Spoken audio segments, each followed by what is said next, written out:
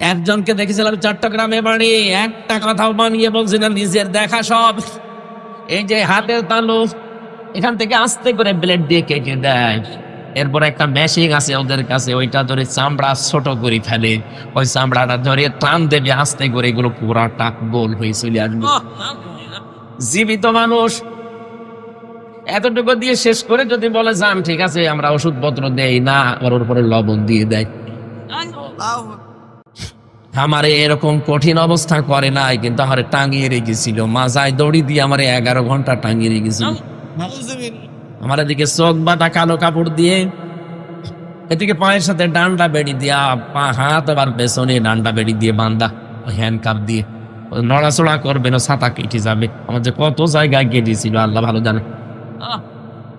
20, 21, 22, 23, 21, 22, 23 পুরা 3টা বছর। ওই সময় দেখেছিলাম যে ওই ছেলেটার চামড়া এখান থেকে, ওর নাম আব্দুল্লাহ, এখান থেকে তুলে আস্তে করে যখন টান দিয়েছে পুরা চামড়া চলে এসেছে, তাও পুরা টানা শুধু এইটুকু। এত কষ্ট পাচ্ছিল আর এত চিৎকার দিয়ে কাঁদছিল, কিন্তু আওয়াজ তো বাইরে যাবে না মাটির নিচে। পরবর্তীতে শুনলাম যে শুধু চামড়া তুলে ছেড়ে দেয়, ওর উপরে নাকি লবণ ছিটিয়ে দিয়েছে। লবণ ওই যে মোটা যেটা, ওই মোটা লবণ দিলে কিন্তু অত বেশি যন্ত্রণা হয় না, কিন্তু পাতলা যেটা মিহি লবণ, যেটা মেশিন দিয়ে একেবারে মিহি করে ফেলে, ওই পাতলা লবণটা ছিটিয়ে দিলে দেখবেন আপনি টকবক করে পড়বে। কারণ শাস্তির যত ধরন ওই শয়তানরা সব আগে ট্রেনিং নিয়েছে, যে এখানে এখানে মারলে, এখানে এখানে জিনিস দিলে এরা সব চাইতে বেশি কষ্ট পাবে। পা এভাবে ধরে রাখবে একজন শিকল দিয়ে বেঁধে, আপনি তো নড়াতে পারবেন না, তারপরে তো নড়াচড়া করার জন্য শিকল দিয়ে বেঁধে দেয়। আর সামনে থেকে লোহার মগুর দিয়ে পিটায়, মুখ বেঁধে আসতো রাতের বেলা, পিটাতে পিটাতে অনেকজনের দেখতাম নিজেই কাহিল হয়ে গেছে। আর কত মারা যায়? আপনি আধা ঘন্টা একাধারে পিঠে এই পায়ের নিচে পিটান, দেখবেন কিছুক্ষণ পরে আপনার চোখে দেখতে পাবেন না। এর সাথে এই চোখের একটা কানেকশন আছে। শহীদ মীর কাশেম আলী রহমতুল্লাহ আলাইহি, ওনাকে যখন ফাঁসিয়ে দেওয়া হবে তার 3 ঘন্টা আগে ওনারা জানিয়েছিল কারারক্ষী যে আপনার 3 ঘন্টা পরে ফাঁসি, আপনি প্রস্তুতি নেন। উনি বলেছে কারারক্ষী ভাই এখনো তো 3 ঘন্টা আছে, আমি 2 ঘন্টা ঘুমালাম, তুমি আমার 1 ঘন্টা আগে লিখে দিও। অথচ ওনার ছেলে ওই সময় গুম হয়ে আছে, ব্যারিস্টার আরমান। এই কথা বলেন না, আমার স্ত্রী ওই সময় হাসপাতালে। আরে ভাই আমাদের মতো পাগল ছাগল ছেলে না, ছেলে ব্যারিস্টার। এইরকম একটা ছেলে আজ গুম হয়ে আছে 8 বছর, জানেও না মরে গেছে না বেঁচে আছে, স্ত্রী হাসপাতালের বেডে পড়ে আছে। এরকম সংবাদ আসলে নিজের মরণের সংবাদ একদিকে, কোন আল্লাহর ওলি আছে দেশে যে সেই স্থির থাকতে পারবে বলেন? আমার রিমান্ডে নিয়ে 10 দিনের শেষের দিন অত্যাচার যা করার ওরা করেছে, শেষের দিন বলেছে যারা বলতে বলি এটা যদি না বলেন তাহলে আপনার বউ তুলে নিয়ে আনবো। আমি নরম হয়ে গেলাম। না ম্যাডাম তো অসুস্থ, সময় 7 মাস সন্তানের বয়স। বললাম ঠিক আছে যা ভালো লাগে করেন, আমার আর কিছু বলার নেই। আমি তো আলেম মানুষ, তারপরও নরম হয়ে গেছি। 10 দিন মাত্র রিমান্ডে, 10 দিনের দিন শেষ। আর ওনার স্ত্রী পড়ি আছে মরণ সব যায়, ছেলে গুম হয়ে গেছে, কেউ জানেও না, নিজেও মাত্র আর 3টা ঘন্টা পরে থাকবে না দুনিয়ায়। এরপরও কি শক্তিশালী ইমান দেখেন, বলছে আমি 3 ঘন্টা আছে 2 ঘন্টা ঘুমালাম। কারারক্ষী কুতুব ভাই উনি আমারও দায়িত্বে ছিলেন, আমারে মাঝে মাঝে বলতেন হামজা ভাই লোকটা ঘুমাইছিল কি করি। আমি বললাম আপনি বোঝেননি, কিন্তু আমি বুঝেছি যে ঘুম কেন এসেছে। জেলখানার ভেতরে আমি মাঝে মাঝে কারারক্ষীকে বলতাম ভাই একটু বই নিয়ে এসে দিন। 24 ঘন্টা তো তালা লাগিয়ে রাখেন এই ফাঁসির কন্ডেম ছেলে, কারো সাথে কথাও বলতে দেয় না, আবার সিসি ক্যামেরা দিয়ে রেখেছে, কেউ যেন আমার দিকে না তাকায়। বাইরের যোগাযোগ তো 3 বছর পুরা বিচ্ছিন্ন। একটা বই মই এনে দেন একটু পড়ি, বই এনে দেয় বঙ্গবন্ধুর আত্মজীবনী, ও ছাপা পড়ি পারবো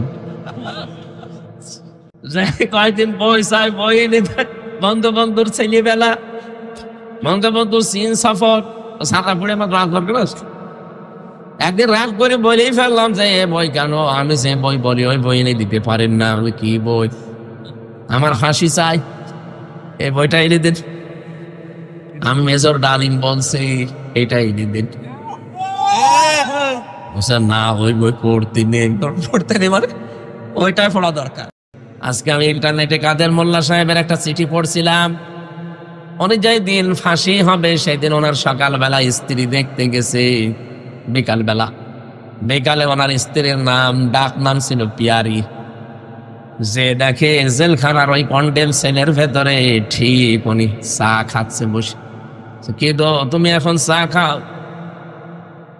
মাগরিবের নামাজ কিছুক্ষণ আগে পড়লাম, আমি আজকে রোজা ছিলাম, রোজা রাখা অবস্থায় আমি ইফতার করে খাবার খেয়ে এখন চা খাচ্ছি, শুনলাম নাকি রাত 10টায়।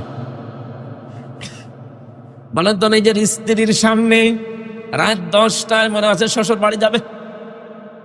আপনি যে বলেন মানুষের আকীদা ঠিক নেই, আপনার কি আকীদা আছে আপনি বলেন? এর চাইতে কি আকীদা দেখবেন আপনি? এই জায়গায় দৌড়ি যখন আসে আপনার আকীদা কোথায় থাকে? ডাক দিয়ে বলছে পিয়ারি আমাকে মাফ করে দিও, তোমার হক হয়তো আদায় করতে পারিনি, আজকে আমি আল্লাহর সাথে দেখা করতে যাচ্ছি, সারাদিন আমি রোজা ছিলাম, আমি যে ইফতারি করে খাবার খেয়ে একটা চা খাচ্ছি, এইটাই মনে হয় আমার শেষ খাওয়া। দুনিয়ার খাবার আমার আর কপালে জুটবে না, কারণ আর মাত্র কয়েক ঘন্টা পরে আমার ডাকবে। ওরা বিভিন্ন খাবার নিয়েছিল যেগুলো খান বলছে না, দুনিয়ার এই খাবার আমার আর ভেতরে ঢুকবে না। মনে হচ্ছে জান্নাতের খাবার আমার আল্লাহ তার সামনে মিলিত হয়েছে।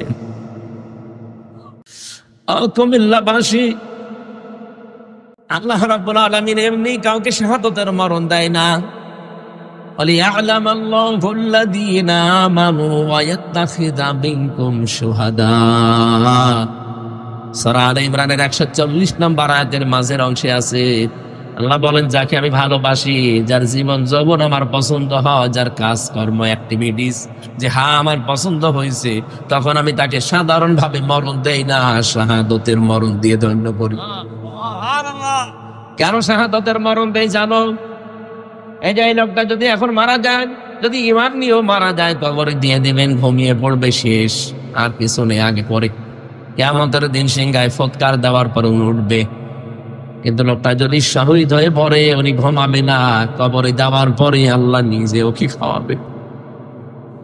এই জন্য শহীদদের ব্যাপারে এত কড়াকড়ি কথা আল্লাহ কোরআনে। ওরা এখন ফতোয়া দেয় যে আজহারের মাহফিলে এত মানুষ হবে কোন কারণে? আরে ভাই, আপনি ডাক দিলে তো হয় না, আপনি ডাক দিলে তো কুকুরও আসে না।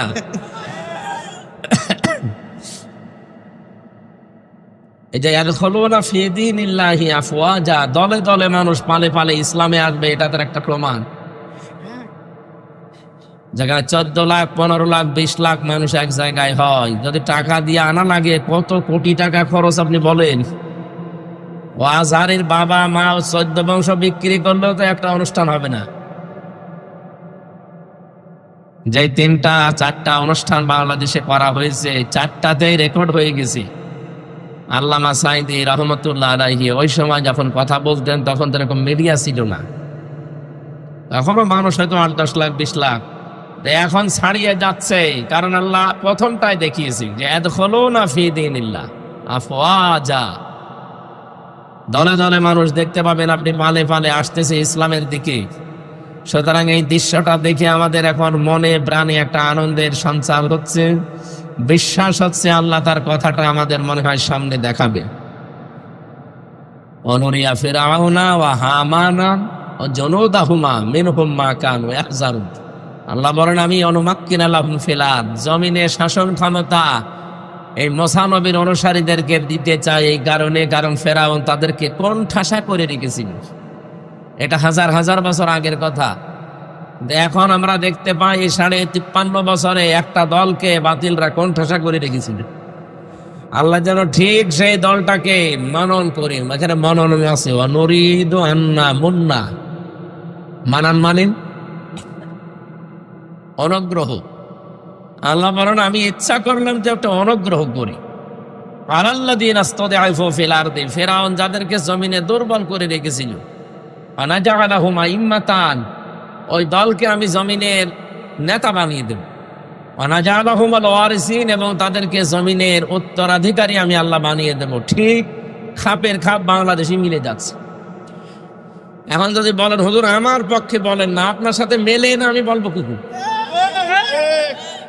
আপনার সাথে মিলছে, আপনার তো মিলছে না। যাদের সাথে মেলে তাদের নাম তো বলি না, এমনি মিলে যায়। এই 53.5 বছর তাদেরকে বিভিন্ন ধোয়া তুলে, ধোয়া তুলে, কি ধোয়া, ওরা ধোয়া তুলে তাদেরকে আপনি জাতি থেকে আলাদা করে রেখেছিলেন। আমার বাপ জন্ম 92 সালে, আর আমার যদি আপনি রাজাকারের তালিকায় নাম দিয়ে দে, শয়তান হাসবে না? ওই সময় আমার বাবাও হয়েছে কিনা আল্লাহ জানে। এরপরেও যে তালিকা বানিয়েছিলেন, ও তালিকা কি গাঁজা খেয়ে বানিয়েছিল? জামাত শিবিরের নাম মাত্র 37 জন, তারপরেও 11 জন মরে গেছে। কয়েকজন জেলে আছে, আর বাকি থাকে কয়জন? আর যারা তালিকা বানিয়েছে তারা 1060 জন। এই ধোয়াটা এতদিন পর্যন্ত তুলে জনগণকে আপনি কি বুঝিয়েছিলেন? এখন তো নিজের ফতোয়ায় নিজে ধরা খাবে। কয়েকদিন আগে মামলার হাজিরা দিতে গিয়েছিলাম, যে আপনাদের পাশের জেলা না চাঁদপুর, ওখানে একজন আল্লাহর ওলি, এই যে ফিটনেস বিহীন বিএনপি, লাইসেন্স বিহীন জামাত বলতো, এক মহিলা বলতো না, ওনারে আমার সামনে দিয়ে নিয়ে যাচ্ছিল, দেখলাম ওনারই ফিটনেস নেই, ওনার লাইসেন্স তো নেই। লাইসেন্স আছে, ফিটনেসও নেই। চেহারা আগে থেকে একটু তেল মেল দিত, এখন তো তেল পাই না, কিরকম লাগতেছে দেখতে। জিজ্ঞাসা করতে গেলাম, আপা কেমন আছেন, কি অবস্থা বানিয়েছে পুরা। ও যা বলতো আল্লাহ উল্টিয়ে ওর ওপরে ঢেলে দিয়েছে। এই দেশে আমার মনে হয় যে যা করেছে পুরা টালটা তার ওপরে ছেড়ে দিচ্ছে। এবার একটা পরিচিত আয়াত পড়ছি, দেখেন তো আপনাদের সাথে মেলে কিনা। গায়রিল মাগদুবি আলাইহিম ওয়ালাদ-দাল্লিন। এটা শুনেছেন কোনদিন?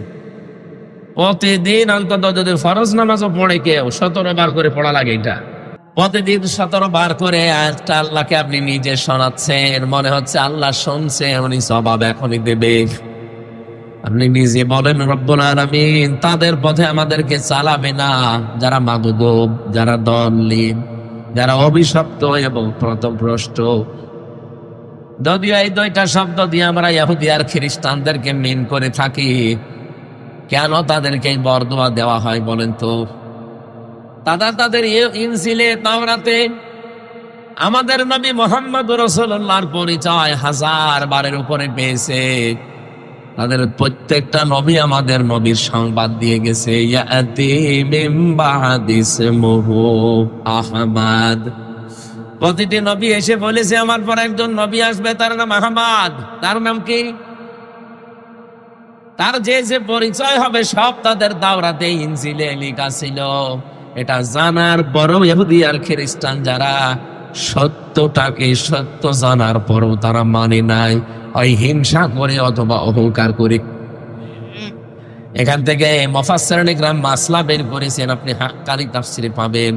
যারা সত্যকে সত্য জানার পরেও মেনে নিতে চায় না, ওই হিংসা করে অথবা অহংকার করে, তারা এক প্রকার ইহুদি অথবা খ্রিস্টান।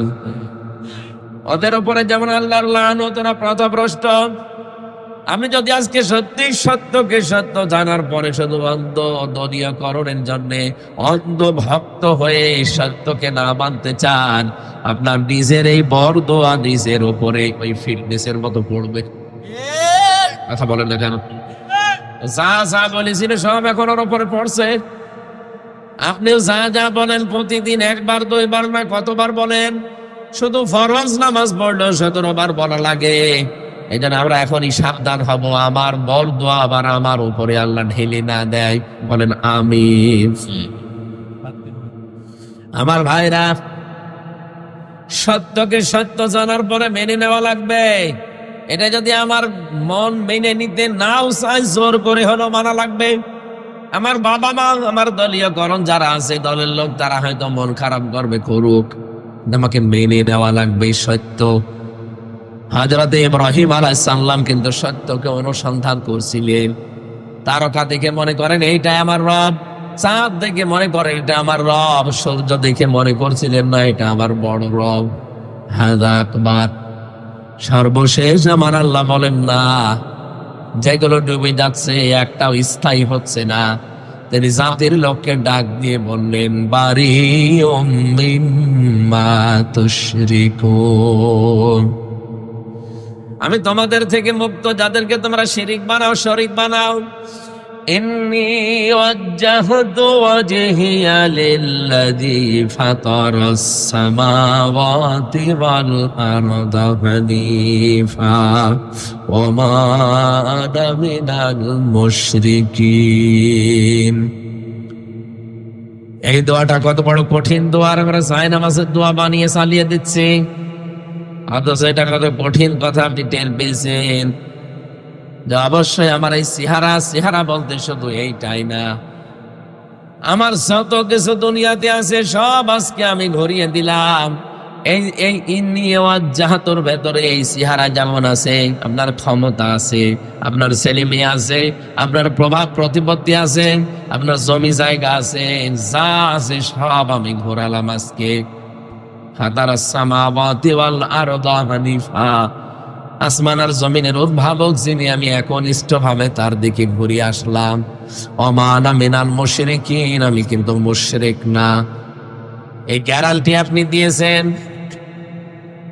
হযরত ইব্রাহিম আলাইহিস সালাম এই গ্যারান্টিটা আমাদের জাতির পিতা এমনি দেয়নি, তিনি কিন্তু খুঁজছিলেন কোনটা হক কোনটা হক, তিনি নিজে খুঁজতে খুঁজতে পেয়েছিলেন।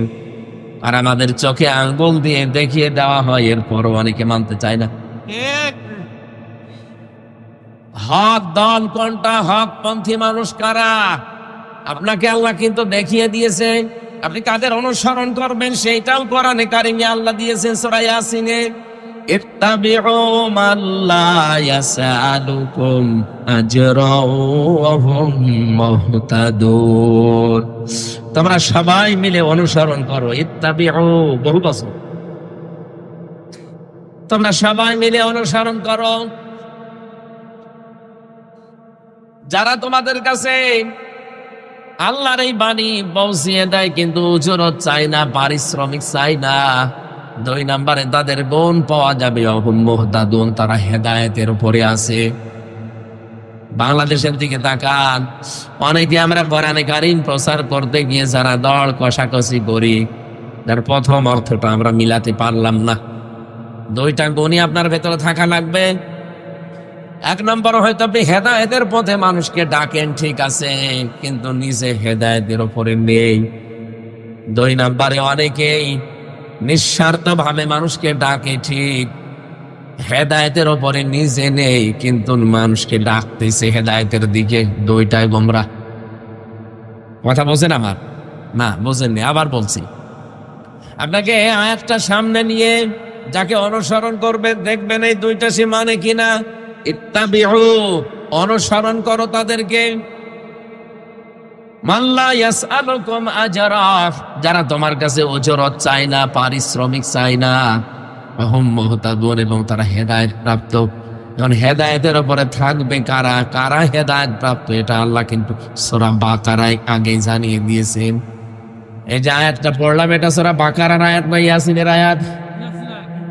আগে আল্লাহ সূরা বাকারা দিয়েছেন না সূরা ইয়াসিন দিয়েছেন?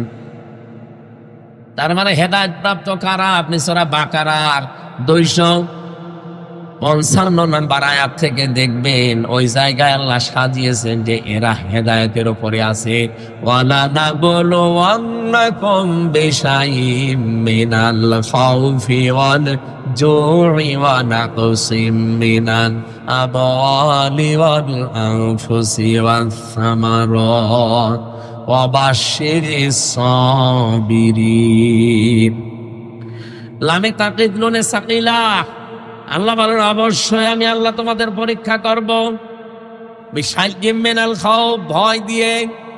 আজ তামাম দুনিয়ায় আমাদের ভয় দেখায় কি?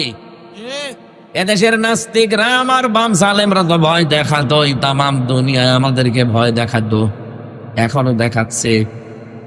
যাদেরকে তামাম দুনিয়া ভয় দেখাবে,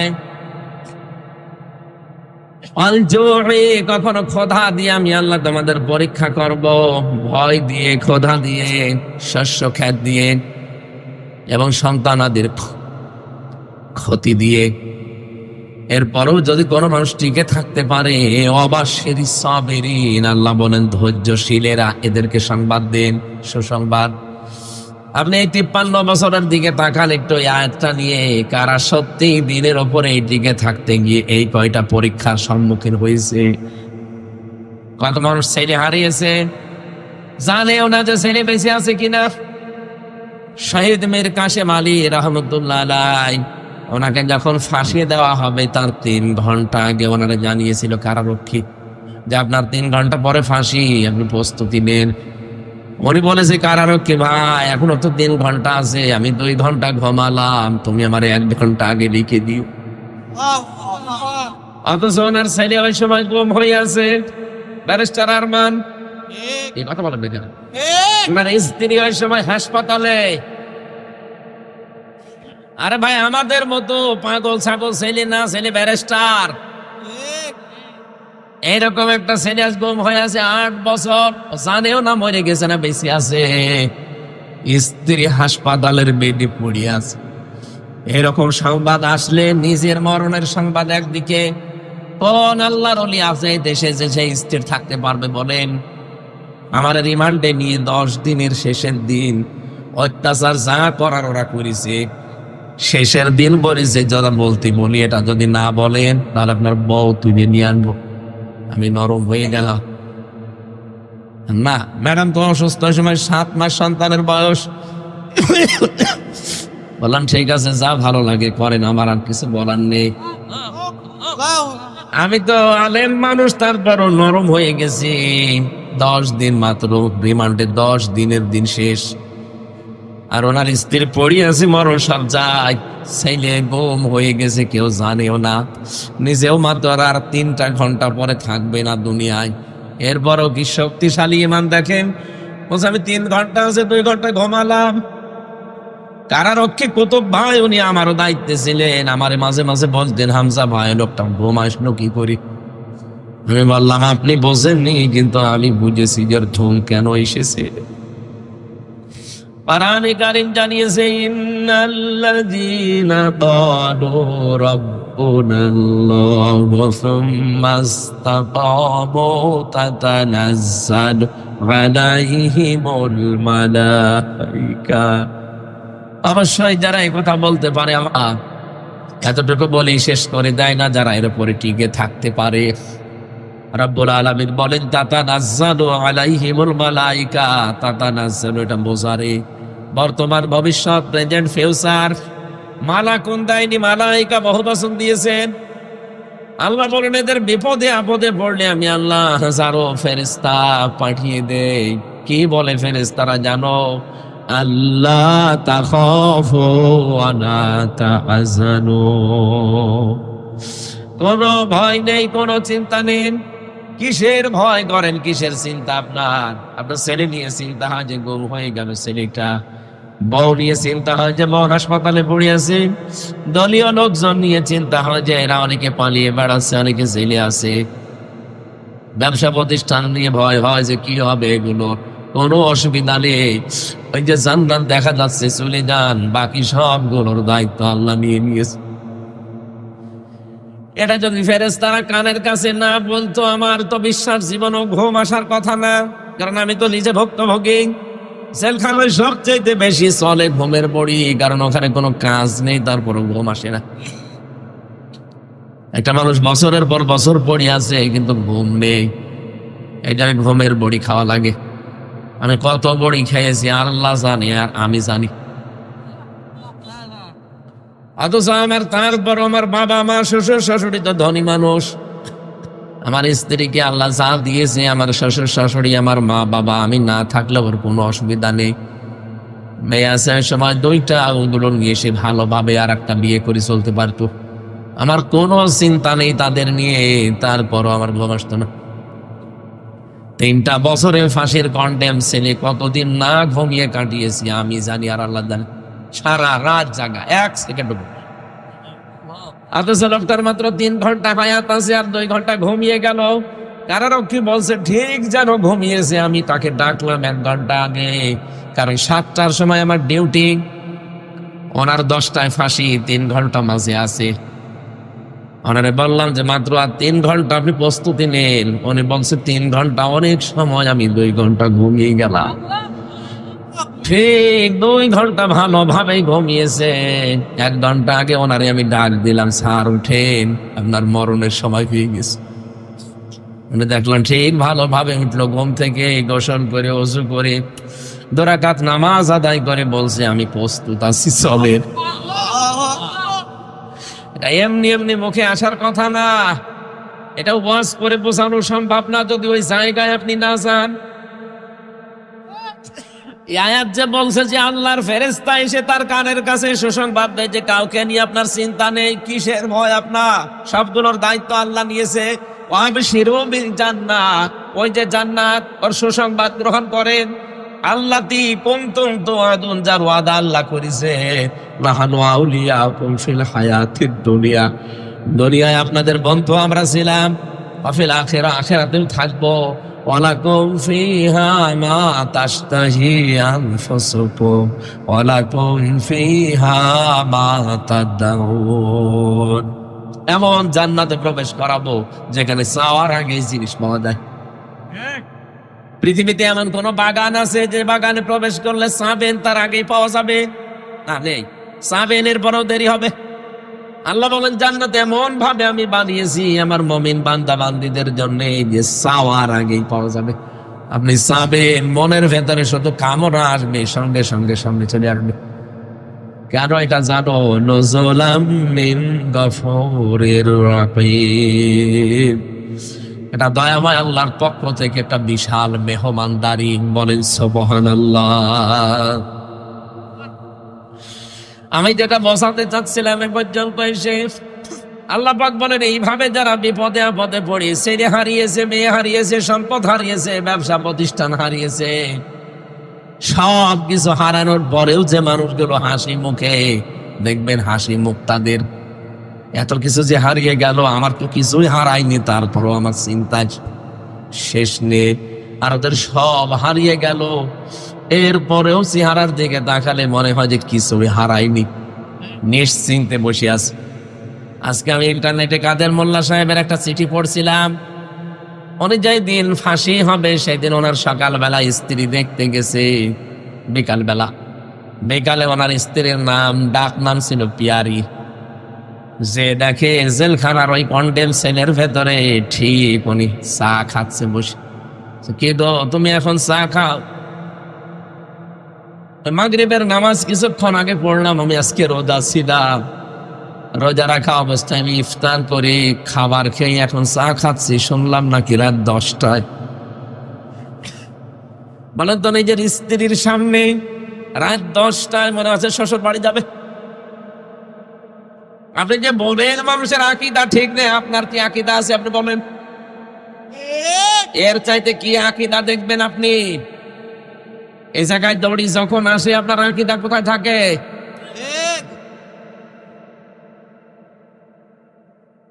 ডাক দিয়ে বলছে পিয়ারি আমাকে মাফ করে দিও, তোমার হক হয়তো আদায় করতে পারিনি, আজকে আমি আল্লাহর সাথে দেখা করতে যাচ্ছি। সারা দিন আমি রোজা ছিলাম, আমি যে ইফতারি করে খাবার খেয়ে একটা চা খাচ্ছি, এইটাই মনে হয় আমার শেষ খাওয়া। দুনিয়ার খাবার আমার আর কপালে জুটবে না, কারণ আর মাত্র কয়েক ঘন্টা পরে আমার ডাকবে। ওরা বিভিন্ন খাবার নিয়েছিল, যেগুলো খান বলছে না, দুনিয়ার এই খাবার আমার আর ভেতরে ঢুকবে না। মনে হচ্ছে জান্নাতের খাবার আমার আল্লাহ তার সামনে মিলিত হয়েছে।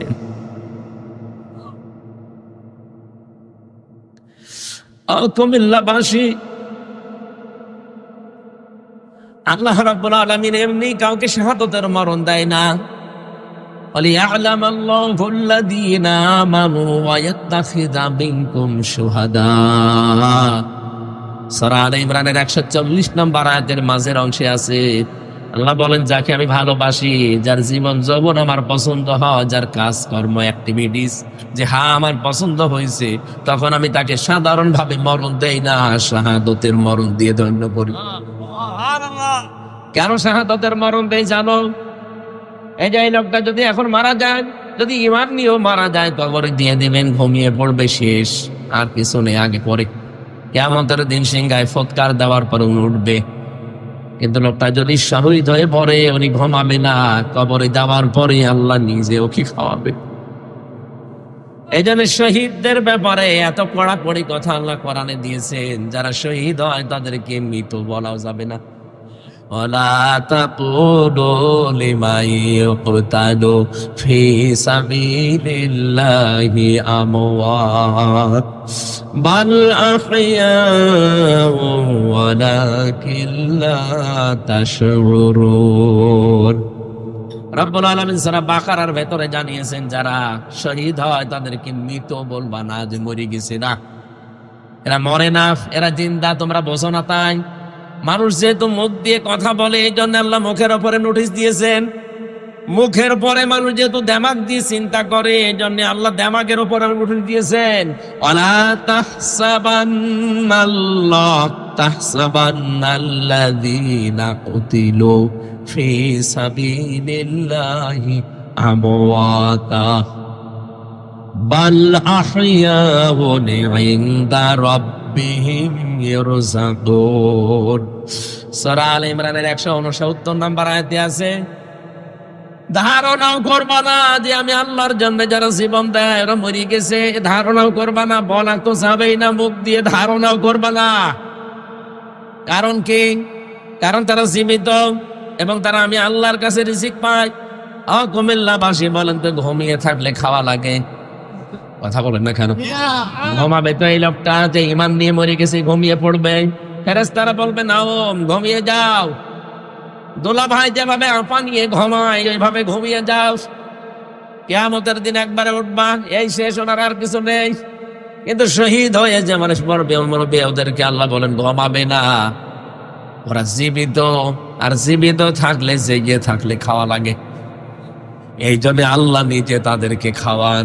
দুনিয়ার খাবার দিলে শহীদদের অসম্মান হবে, আল্লাহ নিজে জান্নাতের খাবার কিয়ামত পর্যন্ত খাওয়ান। শহীদের খাবার খেলে মানুষের যে কি তৈরি হয়, রক্ত কি, মানুষ খাবার খেলে কয়েকটা জিনিস ভেতরে তৈরি হয়। এক নম্বরে খাবার খেলে পিত্ত রস তৈরি হয়। খাবারের নির্যাস দিয়ে আমরা কিন্তু যে নির্যাসটা বের করি খাবার থেকে, চুষে চুষে ওটা দিয়ে আল্লাহ নির্যাস বানায়, পিত্ত রস। ওটা এত দামি, পারায় কারিমে বিজ্ঞান প্রমাণ করেছে। এর ভেতরে যে খাবার যতক্ষণ থাকবে, ওই পিত্ত রস ওই নালী দিয়ে, ওই নাড়ি দিয়ে আস্তে আস্তে ফোঁটা ফোঁটা পড়তে থাকবে। যতক্ষণ খাবার পেটে আছে পড়বে, ওটা হজম হবে। খাবার যখন পেটে না থাকবে, আপনার ওই পিত্ত রসের ওই থলিটা হঠাৎ আল্লাহ নিজের পক্ষ থেকে বন্ধ করে দেবে। আল্লাহ এটা বোঝাতে চেয়েছেন যে আমি কিন্তু অপচয় করি না, এটা যেহেতু দামি জিনিস আমি অপচয় করি না। আমি শুধু ফতোয়া দিয়ে শেষ করে দেইনি, আমি দেখিয়েছি যে আমি অপচয় করি না। এটা নির্যাস তৈরি হবে প্রথম খাবার, যে খাবারই খান তার প্রথম ওইটা দিয়ে নির্যাস, এরপরে তৈরি হবে ওইটা দিয়ে মল, এরপরে ওখান থেকে তৈরি হবে প্রসাব, এরপরে তৈরি হবে রক্ত, এরপরে তৈরি হবে চর্বি। বিভিন্ন জিনিস অর্গান তৈরি হতে থাকে এর ভেতরে। এই মাথা থেকে শুরু করে পা পর্যন্ত ৭০,০০০ তার আছে। কম্পিউটার যদি এখানে এটা না বেরিয়ে কম্পিউটার ভেড়ান, আমি আপনাকে একটা একটা করে সব দেখাতে পারবো। এই অক্সিপিটাল লব আছে এখানে, প্যারাইটাল লব আছে এখানে। মাথার ভেতরে প্রায় 18টা জিনিস ঘুরপাক খাচ্ছে। এক একটা জায়গায় প্রায় 6টা করে জিনিস আছে। কেউ চিন্তা করে, কেউ দুঃখ করে, কেউ আনন্দ করে, এক একটা জিনিস এখানে আছে। কেউ দেখে। রব্বুল আলামিন বলেন খাবার খাবার পরে রক্ত যেহেতু তৈরি হবে, এই রক্তগুলো শরীরে ছড়িয়ে যাবে, তখনই আপনি বল পাবেন। রক্ত যদি ছড়িয়ে না যায় তাহলে আপনার বল পাবেন না। মানুষের খাবার খেলে রক্ত তৈরি হয়, এই জন্য শহীদ যারা, এরা যেহেতু খাবার খায় তাহলে রক্ত লাগবে। এটার প্রমাণ দিয়েছেন হযরত হামজার জীবনীতে। আমি তার জীবনী পড়িতে গেছি, তিনি শহীদ হওয়ার প্রায় 30 বছর পরে তার কবর ভেঙে গিয়েছিল। মদিনায় একটা বিশাল ঢল হওয়ার কারণে তার কবর ভেঙে যায়। ওই সময় যারা তার সাথে যুদ্ধ করেছে এখন তারা প্রায় মুরব্বী হয়ে গেছে।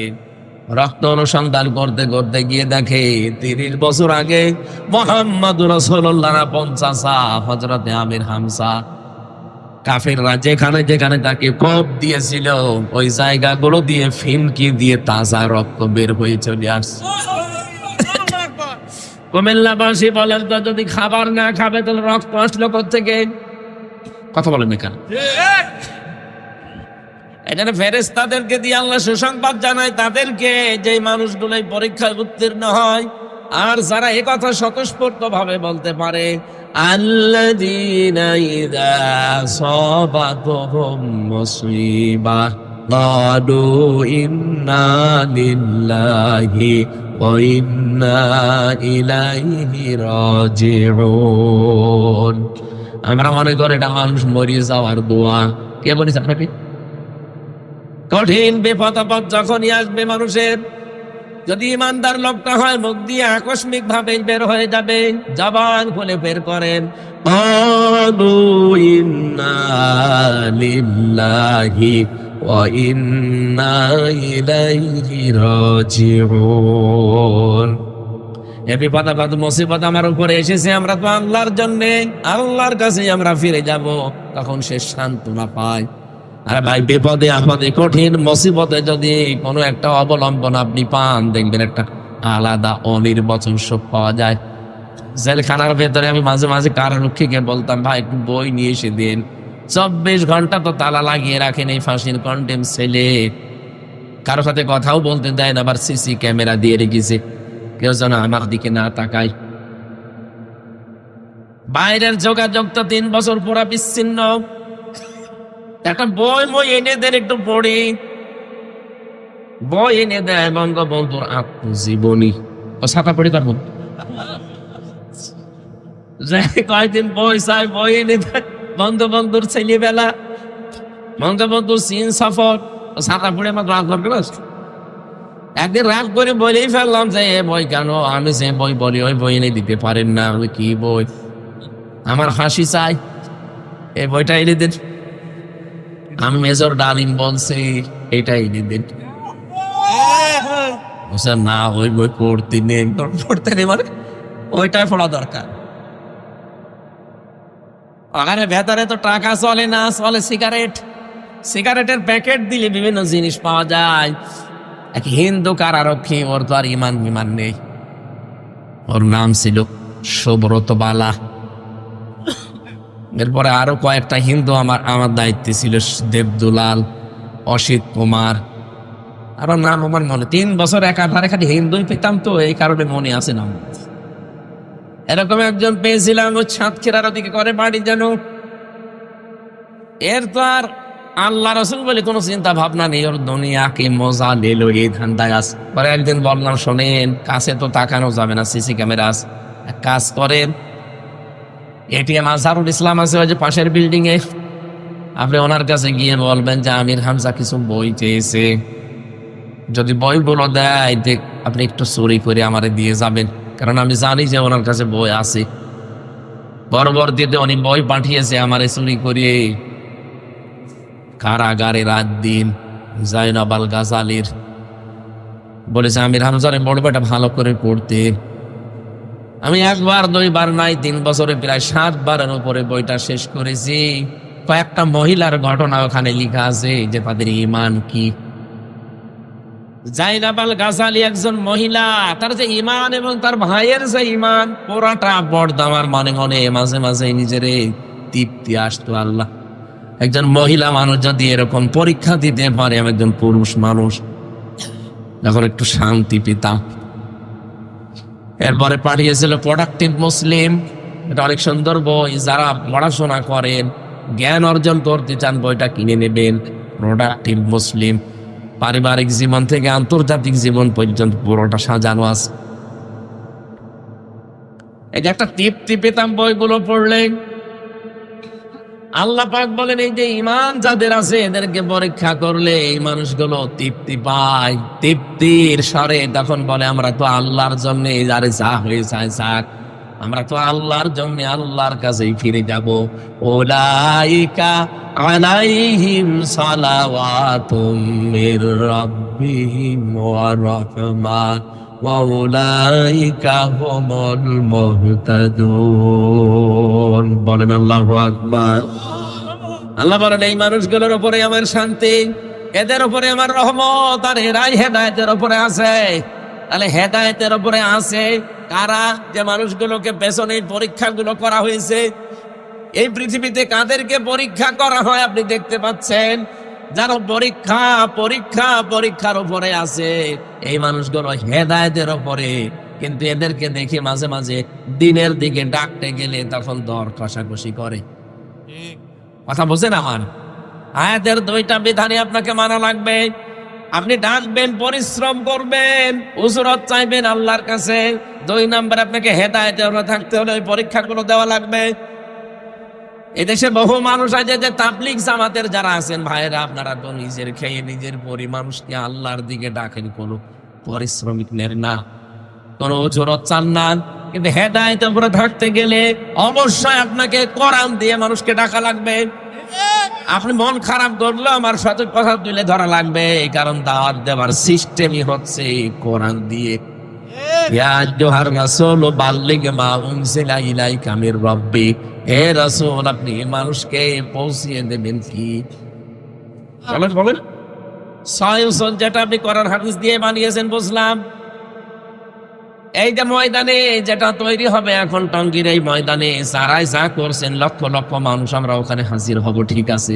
কেন এই ঘোষণা দেওয়া যায় না যে শুধু সায়ুসনের উপরে বয়ান হবে না, পুরা কোরআনের উপরে বয়ান করবে? এখানে যে যে আলেম এখানে যাবে, যে আয়াত চায় ওই আয়াত তাকে দিয়ে দেন, ওই আয়াতের উপর স্টাডি করে গবেষণা করে সে আলোচনা করবে। কেন এই কথা বলা হয় না খালি সায়ুসনের উপরে? কেন? এটা মুসলমানদেরকে ধরা সাপ বানানোর একটা কায়দা। খালি 6টার ভেতরে থাকবে, ইসলামকে 6টার ভেতরে আছে আর নেই। এই জন্য আমরা চাই আগামীতে যারা বিশ্ব ইজতেমায় যাবে ওখানে যত আলেম চাই, ভালো ভালো আলেম আছে, যে যে আলেম যে আয়াত চাই ওই আয়াতের উপরে তাকে বলবেন যে 10 দিন 15 দিন আপনি লেখাপড়া করেন, এক একটা আয়াত থেকে নতুন নতুন তথ্য বের করে পড়া কোরআন কেন্দ্রিক আলোচনা ওখানে আমরা চাই। ওখানে সুদের বিরুদ্ধে আপনি বক্তব্য দেবেন, ঘুষের বিরুদ্ধে দেবেন, দুর্নীতির বিরুদ্ধে দেবেন, চাঁদাবাজের বিরুদ্ধে দেবেন। ওখানে আপনি জুলুম অত্যাচার নির্যাতনের বিরুদ্ধে দেবেন, মানুষের তৈরি করা আইনের বিরুদ্ধে দেবেন। এইটাই তো নবীজি করতেন। আপনি কোন তাবলীগ করেন? তাবলীগে তো এইটা যে আমার সামনে চাঁদাবাজি হবে আর আমি বলবো যে যা করছে করুক, লা ইলাহা ইল্লাল্লাহ। আজকে সকালে যশোরে 50 লাখ টাকা চাঁদা চেয়েছে, দেয়নি, তাকে কি পিটাচ্ছে দেখলাম। এটা তো ফেরেশতারা করছে না, অবশ্যই কোনো মানুষই করছে। একটা দলের সভাপতির নাম সেখানে এসেছে, আমি নাম নাই নিলাম। অনেকে মনে করছে এত গোপনে চাঁদাবাজি করি তারপরও ধরি ফেলে কি করি।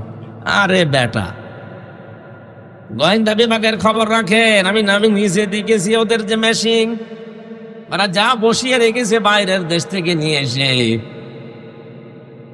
আপনি মনে করেন আমি 12:30টার সময় গেলাম নারায়ণগঞ্জের বন্দরে চাঁদা চাইতে, কেউ জানে না, মিডিয়া জেনে ফেললো কি করে আর গোয়েন্দারা জানলো কি করে। আরে ভাই রিমান্ডে নিজে দেখেছি, সত্যি কথা যে কোরআন শরীফ সামনে আমি বলছি, আপনি পায়খানায় বসে বসে কি করেন তা ওরা দেখতে পায়। হ্যাঁ, এমন মেশিন ওদের কাছে আছে। ওই জালেমরা ইসরায়েল থেকে নিয়ে এসেছিল, সেটা তারা নিয়ে যেতে পারেনি, এখন যারা দায়িত্ব আছে তারা ব্যবহার করছে। আপনি মনে করছেন আমি কেউ জানি না, এত রাতে সব ঘুমিয়ে পড়েছে আর এরা জানলো কি করি? আরে ভাই 24 ঘন্টা ওইটা ওদের সামনে। বাংলাদেশ ওদের একেবারে নখদর্পণে, একেবারে হাতের এই মুঠার উপরে, কে কি কোথায় সব দেখতে পায়। আমি ধরা পড়ার একদিন পর সাতক্ষীরা থেকে মাওলানা আমিরুল ইসলাম বেলালি আমার বাড়িতে কল দিয়েছে, ওই নাম্বার কেউ জানে না, কার নামে তোলা নাম্বার তাও আমি জানি না। উনি কল দিয়ে জানিয়েছে যে হামজাকে বলবা যদি যোগাযোগ করতে পারো, হামজাকে জানাবা সে যেন অন্তত এই কথাগুলো না বলে ও আমরা সকালবেলা দেখছে ভিডিও আকারে আমার দেখাচ্ছে, আর আপনি বলছেন আমি রাত 12:30টায় গেলাম চাঁদা চাইতে, কেউ তো জানে না। কেউ জানে না কে বলেছে আপনাকে? আমি গোয়েন্দাদের সাথে কথা বলি মাঝে মাঝে, ওরা বলছে ওজন দেশটা আমরা পর্যবেক্ষণে রেখেছি, শুধু দেখছি যে কে কি করে। তারেক জিয়া এমনি রেগে যাচ্ছে, উনি ওটিএল পাচ্ছে। উনি বলছে না, কালকেও বক্তব্য দিয়েছে তারেক জিয়া যে আপনার থামেন, ক্ষমতায় কি আমরা চলে এসেছি, এখনই আপনি আরম্ভ করেছেন, থামেন না কেন? এখনো দেশটা জনগণের হাতে, ওরা কিন্তু সব দেখতেছে কে কি করে। আপনি একটু জরিপ চালান। কালকে একজন মহিলার জরিপ দেখলাম, তার কাছে সাংবাদিক জিজ্ঞাসা করছে আপনি কাকে চান, বলছে আমরা যাই চাই, চাঁদাবাজকে চাই না। অলরেডি আপনি বদনাম করে ফেলেছেন নিজের। আর আপনি বলেন না বাবা শাহজালাল, মদের কাছে কুত্তা বিড়াল সব হালাল।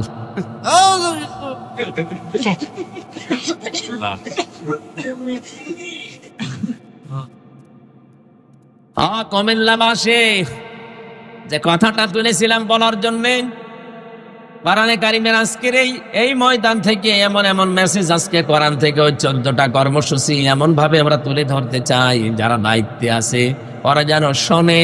আর একটা সুন্দর কল্যাণময় রাষ্ট্র যদি কেউ গঠন করতে চায়, এখান থেকে যেন তারা থিওরি নেয়। মানে থিওরি গুলো আমার বানানো না, আল্লাহ নিজে বানিয়েছেন, তাও 27 বছর নবীকে তার গবেষণাগারে বসিয়ে নিজে শিখিয়েছেন। এখানে সরাসরি শিক্ষককে, ছাত্রকে।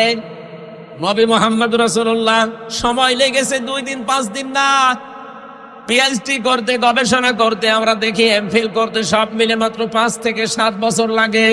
2 বছর এমফিলে, 5 বছর পিএইচডি, 7 বছরে একটা বিষয়ের উপরে পুরানো খতর্পণ এসে যায়।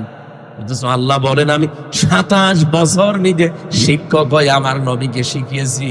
একটা রাষ্ট্র যদি কল্যাণময় করতে হয়, এগুলো মাস্ট বি লাগবে। আমরা সেই কোরআন থেকে কথা বলতে চাচ্ছি, চলে যাবেন নাকি? ইন্না হাদাল কুরআনা ইয়াহদি লিল্লাতী হিয়া আকওয়াম। আল্লাহ পাক বলেন অবশ্যই এই কোরআন একটা সঠিক এবং সুন্দর মজবুত হেদায়েতের পথ তোমাদেরকে নির্দেশনা দেয়। ওয়ায়ুবাশশিরুল মুমিনিনা আল্লাযীনা ইয়া'মালুনাস সালিহাতি আন্না লাহুম আজরান কাবীরা। নবী আপনি সুসংবাদ দিতে পারেন ওই মুমিনদেরকে যারা ভালো ভালো কাজ করে দুনিয়ায়, উত্তম পুরস্কার আমি আল্লাহ তাদের জন্য রেখে দিয়েছি। বলেন সুবহানাল্লাহ। ওয়ান্নাল্লাযীনা লা ইউমিনুনা বিল আখিরাহ, যারা আখিরাতে বিশ্বাসী না, কিয়ামতে জবাব দিতে হবে, এই বিশ্বাস যাদের ভেতরে নেই, ওয়া'তাদনা লাহুম আযাবান আলীমা, তাদের জন্য যন্ত্রণাদায়ক শাস্তি আল্লাহ রেডি করে রেখেছেন। আল্লাহ আযাবান পর্যন্ত শেষ করে দিতে পারতেন, আলীমা দিলেন কেন? এমন আযাবের ধরন আমি আয়াতের তাফসীর অন্য আয়াতের সাথে মিলিয়ে দেখেছি। এত কঠিন আযাব আল্লাহ দেবেন যে চামড়া পোড়াটা খসিয়ে ফেলবেন। লাওয়াহাতুল লিল বাশার, আল্লাহ পাক বলেন লা তুবকি ওয়ালা তাদার, লাওয়াহাতুল লিল বাশার। এই জাহান্নামে ফেলে দেওয়ার পরে এই মানুষটাকে আস্তাও ছাড়বে না, আবার ছেড়েও দেবে না, এতে চামড়া আগে পোড়া খসে যাবে। এই পৃথিবীতে যত কঠিন ঘর হোক, আমি রিমান্ডে একটা ঘর দেখেছিলাম মাটির নিচে, যেখানে নিয়ে ওরা নখ তুলে ফেলে মানুষের। আমাকে নিয়ে গিয়েছিল ওখানে 9 দিনের দিন, মেশিন পত্র বের করেছে, আমার সামনে রেখে দিয়ে বলছে এগুলো হাতের আর পায়ের নখ তুলি আমরা। ওদের কথাবার্তা শুনলে বুঝতাম যে ও মানুষ না পুরাটা জানোয়ার। মানে কথাবার্তার এরকম ধরনই আলাদা। আমি যে একজন মাওলানা মানুষ, আমার মা মাতালি তুলে গালি দিত, তাহলে সাধারণ মানুষ পেলে কি করত? ও জানে যে হাফেজ, কোরআনের হাফেজ, একজন মাওলানা, একজন মুফতি মানুষ, তারপরও আমার মায়ের নাম ধরে, বাপের নাম ধরে কি গালি গালা, অথচ সব বিসিএস ক্যাডার। বলেন তো এরকম সাধারণ মানুষ যদি আমার সামনে যারা সাধারণ মানুষকে নিয়ে যেত, কি কান্নার আওয়াজ পেতাম। মাঝে মাঝে দেখতাম যখন হাত পায়ের নখ তুলে নিয়ে আসতো, কি কান্না, ওর কান্না দেখে আমি নিজে অজরে কাঁদতাম। একজনকে দেখেছিলাম চট্টগ্রামে বাড়ি, একটা কথাও বানিয়ে বলছি না, নিজের দেখা সব। এই যে হাতের তালু এখান থেকে আস্তে করে ব্লেড দিয়ে কেটে দেয়, এরপর একটা মেশিন আছে ওদের কাছে, ওইটা ধরে চামড়া ছোট করে ফেলে, ওই চামড়াটা ধরে টান দেবে আস্তে করে, এগুলো পুরাটা গোল হয়ে চলে আসবে। জীবিত মানুষ এতটুকু দিয়ে শেষ করে যদি বলে যান ঠিক আছে আমরা ওষুধপত্র দেই না, ওর উপরে লবণ দিয়ে দেয়।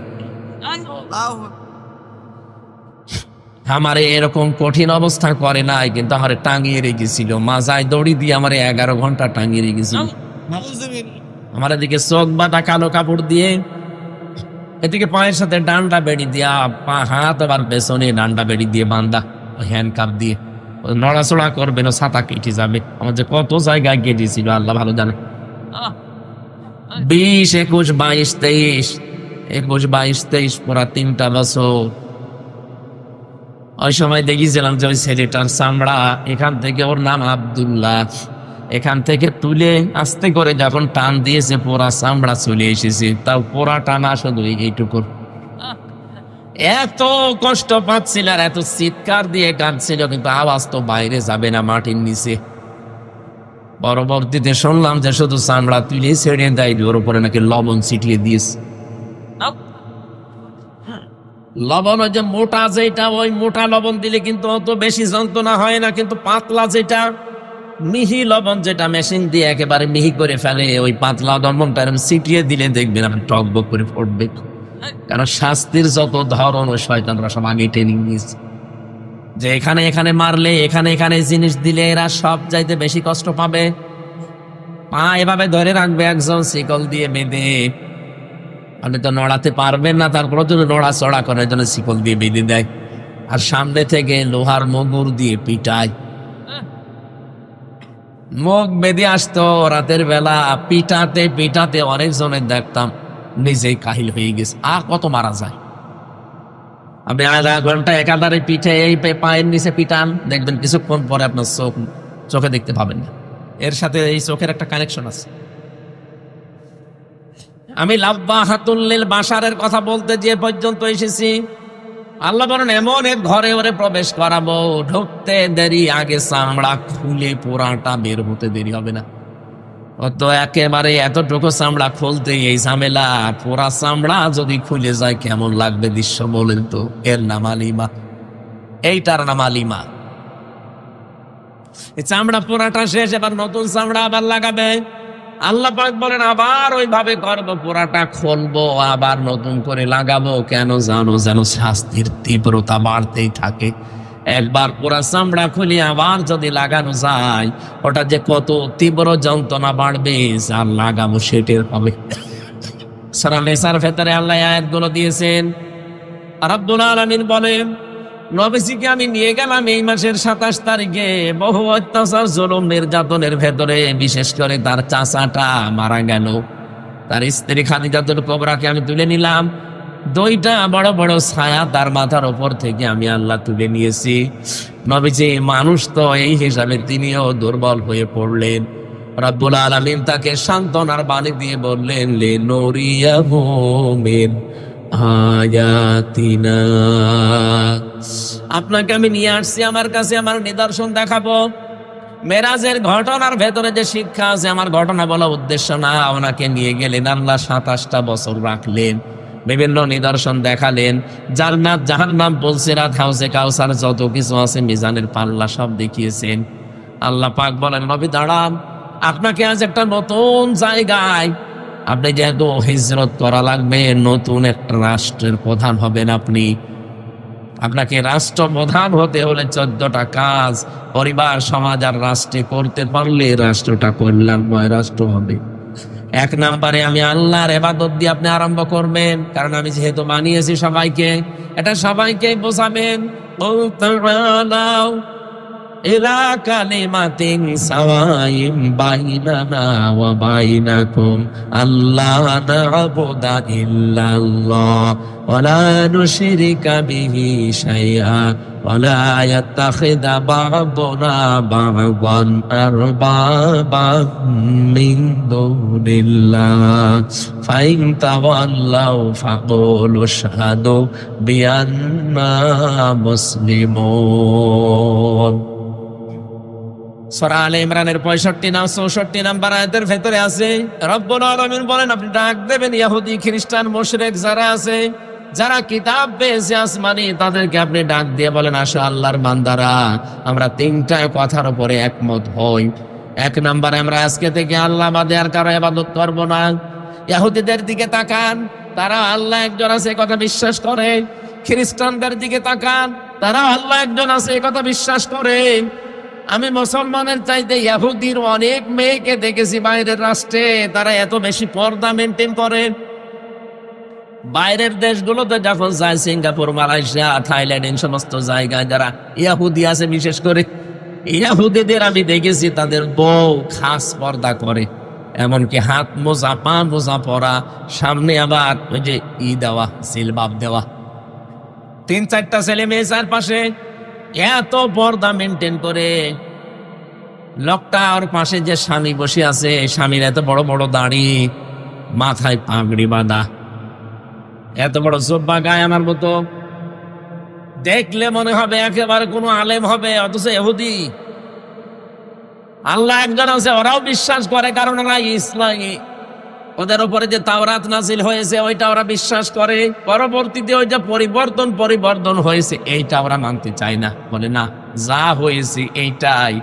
অথচ ওর ভেতরে ওরা নিজেদের মন মতো করে সাজিয়ে নিয়েছে। ইনজিলের ভেতরে ওরা সাজিয়েছে নিজের মন মতো করে। কোরআনটা সাজাতে পারে না, এই কারণের দায়িত্ব সরাসরি নিয়েছে কে? রাব্বুল আলামিন বলেন, ওদেরকে ডাক দিয়ে বলেন যে আল্লাহ বাদে কারো ইবাদত করা যাবে না, আমরা আল্লাহর সাথে কাউকে শরীক করব না, আল্লাহ বাদে আমরা কাউকে একে অপরকে রব বলে মানব না। যদি এই তিনটা বিষয়ের উপর একমত হতে পারেন তাহলে সাথে নিয়ে কাজ করবেন। যদি এর উপরেও তারা মুখ ফিরিয়ে চলে যায় যে না আপনাকে মানি না, ফাইন তাওয়াল্লাউ ফাকুলু শাহাদু বিআন্না মুসলিমুন, তাহলে আপনি ঘোষণা দেন যে না আমি মুসলমান, তোমাদের সাথে আমিও আর নেই। ডক্টর মোহাম্মদ ইউনূস দায়িত্বে যেহেতু আছেন, উনি একজন মুসলমান। কি এই দেশে 18 কোটি মানুষ, আমরা 96% আমরা মুসলিম, বাকি অন্যান্য জাতি আছে মাত্র 4%।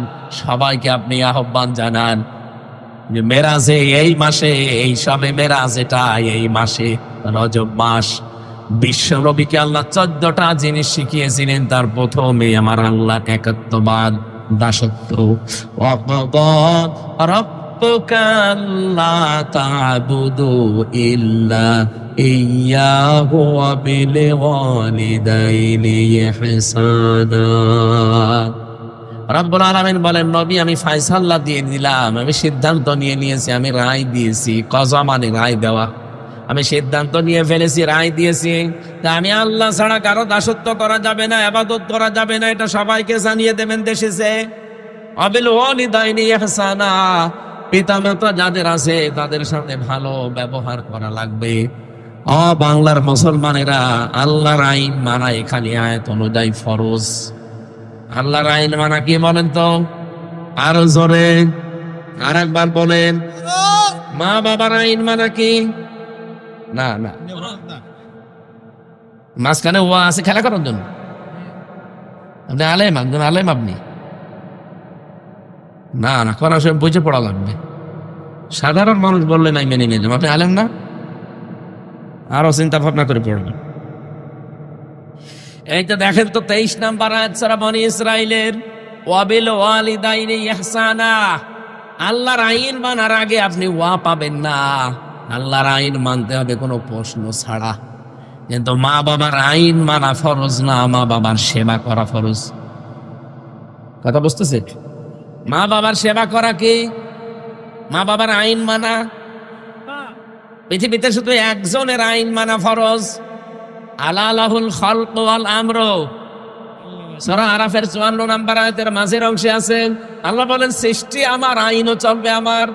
ইনিল হুকমু ইল্লা লিল্লাহ। সূরা ইউসুফের 40 নম্বর আয়াতের মাঝের অংশে আছে আইন চলবে শুধুমাত্র কার?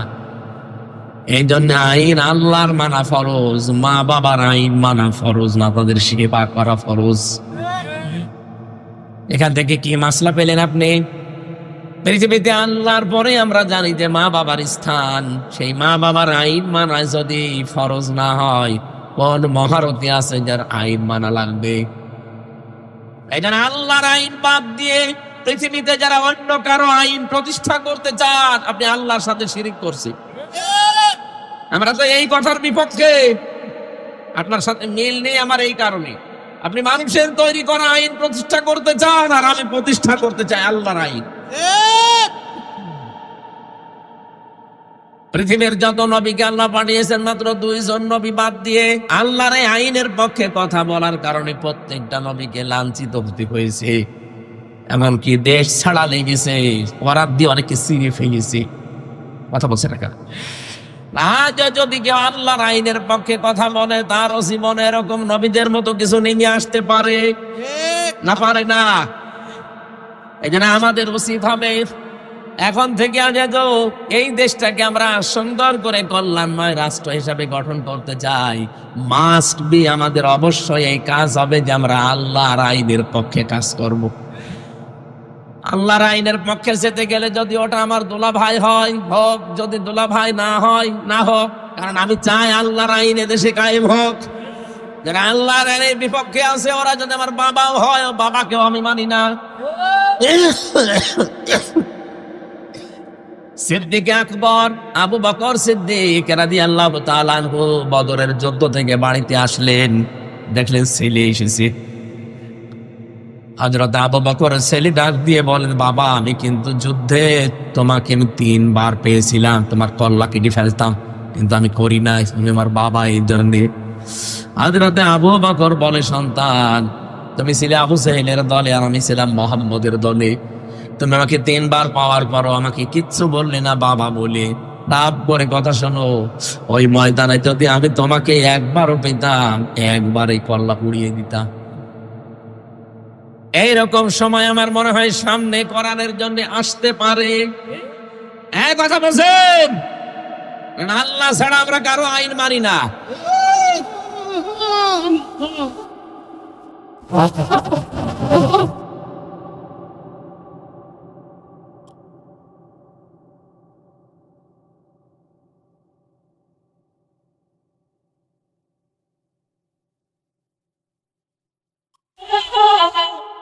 আমার ভাইরা, রব্বুল আলামিন এবার জানিয়েছেন আল্লাহর পরে যেহেতু পৃথিবীতে মানুষের জন্য সবচাইতে বেশি কষ্ট স্বীকার করে তার মার বাবা। বিজ্ঞান এখন প্রমাণ করছে, আমাকে দুনিয়ায় দিয়ে আসতে গিয়ে, এই পৃথিবীর মুখ দেখাতে গিয়ে আমার মা 57 ইউনিট কষ্ট সহ্য করেছে। অথচ যত শক্তিশালী পুরুষ হোক, সর্বোচ্চ 45 ইউনিট কষ্ট যদি কাউকে দিতে পারে, মরে যাবে, ওকে বাঁচাতে পারবেন না। কত? 45 ইউনিটের বেশি মানুষ কষ্ট সহ্য করতে পারে না। কিন্তু যদি কেউ 57 ইউনিট কষ্ট সহ্য করে আমার দুনিয়ায় মুখ দেখিয়েছে, তিনি আমার মা। এই জন্য ভালো ব্যবহার করা লাগবে মায়ের সাথে। আগে নবীজিকে সাহাবী প্রশ্ন করলেন, ভালো ব্যবহার পাওয়ার হকদার কে? নবীজি বললেন মা, এরপরে মা, এরপরে মা, এরপরে বাবা। কোন হাদিসে পেয়েছি 4 বার নবী মায়ের নাম বললে 5ম বার বাবার নাম বলেছেন। এই জন্য আমাদের উচিত হবে, আজ হাজারো জেলাতে দেখতে পাচ্ছি, আমরা কুমিল্লাতেও দেখছি, বৃদ্ধাশ্রম বানাচ্ছে অনেকে, অথচ বৃদ্ধাশ্রম বানানো জায়েজ নেই, হারাম। একটা সন্তান তার মা বাবাকে সাথে রাখবে না, বৃদ্ধাশ্রমে পাঠিয়ে দেবে, তো এরকম সন্তান জন্ম না দেওয়াই ভালো ছিল। কয়েকদিন আগে নীলফামারী গিয়েছিলাম, নীলফামারী জেলা কিশোরগঞ্জ থানা, একটা বৃদ্ধাশ্রমে আমাকে নিয়ে গেল দেখার জন্য। যে দেখি এইদিকে 25 জন, এইদিকে 25 জন বসে আছে, আর বাবা ওদের চোখের দিকে তাকিয়ে দেখতে পেয়েছি ওরা সল সল করে কাঁদছে। প্রত্যেকটা মার বাবার দিকে তাকিয়ে আমার মনে হচ্ছে ওরা সন্তানের জন্য বরদোয়া দিচ্ছে। আরে ভাই, ওদেরও তো আমার মতো ছেলে আছে। দুইজনের সাথে কথা বললাম, একজন বলছে আমার ছেলে ডিসি, আর একজন বলছে আমার ছেলে আমেরিকায় থাকে। কিন্তু আজ আমি বৃদ্ধাশ্রমে এই কারণে আমার বউবা আমাকে মেনে নিতে পারে না, সহ্য করতে পারে না।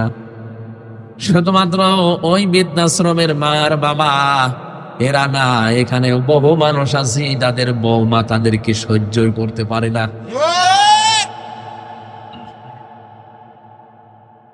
একবার রাঙ্গামাটি জেলায় ছিলাম, জেলে যাওয়ার আগে 19 সালের দিকে। রাঙ্গামাটি থেকে আসার সময় লংগদু থানা, ওখান থেকে আসার সময় একবার দেখি এক বৃদ্ধাশ্রমে আমারে ঢুকিয়েছে। যে দেখি এক কলেজের প্রফেসর হাও মাও করে কাঁদছে মায়ের পা ধরে। কি হয়েছে ভাই, আপনি কি করেন? বলে আমি কলেজের একজন অধ্যাপক, প্রফেসর। আমার মাকে আমি আজ 3 মাস আগে এখানে রেখে গেছি। মা আমারে বলছে, বাবা আমি যখন মারা যাব তখন তো এই মাথার উপরে যে ফ্যান আছে এই ফ্যানটা ঘুরিয়ে পাল্টিয়ে নতুন ফ্যান লাগাবি। মা বলছে, আব্বা। ছেলে বলছে, মা তুমি তো মরিয়ে যাবে কয়েকদিন পরে, আমার ফ্যান আমি নতুন করে পাল্টিয়ে দেবো কেন? মা বলে, আমি দেখলাম এই 3 মাসে এদের বারবার বলার পরও ফ্যান এরা পাল্টিয়ে দেয় না। আমার তো মন ডেকে বলছে, তুই আমার সাথে যা করলি কিছুদিন পরে তোর ছেলে তাই করবে।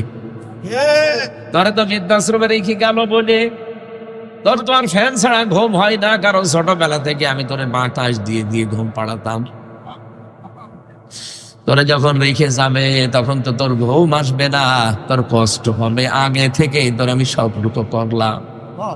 হঠাৎ দেখলাম ওর মা ওর হাতের উপরে মরে গেল। হাও মাও করে কেঁদে বলছে, হুজুর এই দোষ শুধু আমার একা না, এই দোষ আমার বোর। 3 মাস আগে থেকে আমার মা আমাকে বলছে, বুড়ি বাড়ি থাকলে আমি তোমার ভাত খাবো না। আমার 2টা ছেলে আছে, তাদের মুখের দিকে তাকিয়ে আমি কিছু বলতেও পারি না। বাধ্য হয়ে এখানে রেখে গিয়েছিলাম তারে। শেষ পর্যন্ত আজকে মা আমার মারা গেল। দুনিয়া এখন নাম ধরে ডাকার মতো আমার আর কেউ নেই।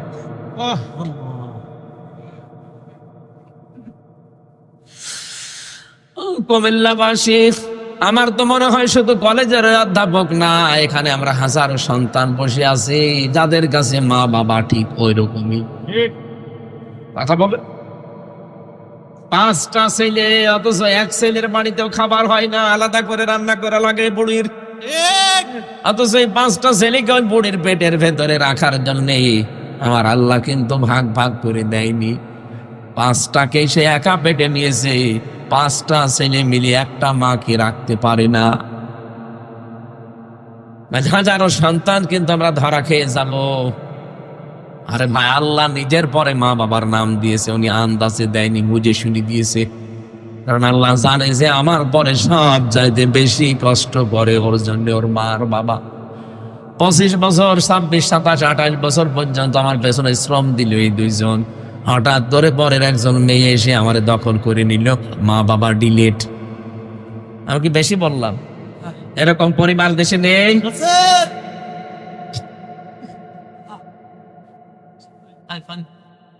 কে ওপর থেকে কি পানি পড়ছে নাকি? কোরআন শরীফ ভিজে যাবে। এটা সরান সরান সরান। ওরে আল্লাহ রে, কি জোরে পড়ে। বৃষ্টি হচ্ছে, 1 ঘন্টা 20 মিনিট হয়ে গেছে। আমরা কি শেষ করে দেব? আরে ভাই, আমি তো অসুস্থ, এইভাবে হয় না। আমরা এমনি এই পয়েন্টগুলো বলে আমি আর তাফসীর করতে পারছি না। ওই 3 নম্বরে আছে নিকট আত্মীয় স্বজনের হক আদায় করা লাগবে। 4 নম্বরে এতিম মিসকিন যারা, এদের যে হকগুলো আছে এটা আদায় করা লাগবে। এটা সব রাষ্ট্রের ব্যাপার। রাষ্ট্রে যতদিন ইসলাম কায়েম না হয় ততদিন আমাদের ব্যাপার। 5 নম্বরে অপচয় করা যাবে না। 6 নম্বরে মধ্যম পন্থা অবলম্বন করা লাগবে। 7 নম্বরে সন্তান হত্যা করা যাবে না। 8 নম্বরে জেনা ব্যভিচারের ধারে কাছে যাওয়া যাবে না। 9 নম্বরে অন্যায় ভাবে মানুষ হত্যা করা যাবে না, যেটা এই 24 সালে বেশি হয়ে গেল। 10 নম্বরে এতিমের হক আদায় করা লাগবে। 11 নম্বরে ওজন ঠিক মতো দেওয়া লাগবে। 12 নম্বরে যে বিষয়ে জ্ঞান নেই কথা বলা যাবে না। বাংলাদেশে এইটা বেশি বলে। এই যে মির্জা ফখরুল সাহেব বললেন যে কোরআনে রাজনীতি নেই, আপনি জানেন কোরআনে রাজনীতি আছে কিনা? 918 জায়গায় রাজনীতি করা লাগবে কোরআন দিয়ে কথা আছে। আপনি তো কোরআন শরীফের সূরা ফাতিহা ঠিক মতো পড়তে পারবেন না, তা আপনি ফতোয়া দেন কেন? যেটা জানেন না মুখ খুলবেন না। যদি মেরাজের এই 14টা শিক্ষা আছে, 12 নম্বর শিক্ষাটা বাংলাদেশে একেবারে রাষ্ট্রীয় ভাবে কায়েম হবে। যে এই বিষয়ে জানে না সে মুখ খুলবে না, কথা বলবে না। মুখ খুললে কথা বললে তার খবর। 13 নম্বরে দাম্ভিকতা পরিহার করা লাগবে। 14 নম্বরে জিজ্ঞাসাবাদ করা হবে নাক, কান আর অন্তঃকরণকে। এই জন্য কথা বলার আগে চিন্তা ভাবনা করবেন, কিয়ামতে কিন্তু প্রত্যেকটা জিনিস জিজ্ঞাসিত হবে। আপনারা যারা লেখাপড়ায় অভ্যস্ত, আমি জেলখানায় বসে বসে অনেক কষ্ট করে কয়েকটা বইয়ের লিখেছিলাম, পারিবারিক জীবনে যে দাম্পত্য কলহ এবং তার সমাধান কি। আমরা নিজেরা ভুক্তভোগী, এই জন্য বাস্তবতার নিরিখে লিখেছি। ওখানে দেখলাম 100 জনের প্রায় 60 জন জেল খাটতেছে পারিবারিক জীবনের কারণে। এই গাড়িতে বইটা আছে, যাওয়ার সময় বাড়িতে নিয়ে যাবে, মসজিদের পশ্চিমে। ওখান থেকে নিয়ে যাওয়ার সময় নিজের মেয়েকে পড়াবেন, বউকে পড়াবেন। আর মেয়েরা যদি পারেন আপনার ছেলেকে নাতিকে পাঠিয়ে দেন, তারা আপনার স্বামীকে ছেলেকে 2 জনের জন্যই লিখেছি। অনেকগুলো 8টা বই আছে, যে কয়টা পারেন নিয়ে যান। আল্লাহুম্মা আমিন। লা ইলাহা ইল্লা আনতা দিয়েছেন। যারা শহীদ হয় তাদেরকে মৃত বলাও যাবে না।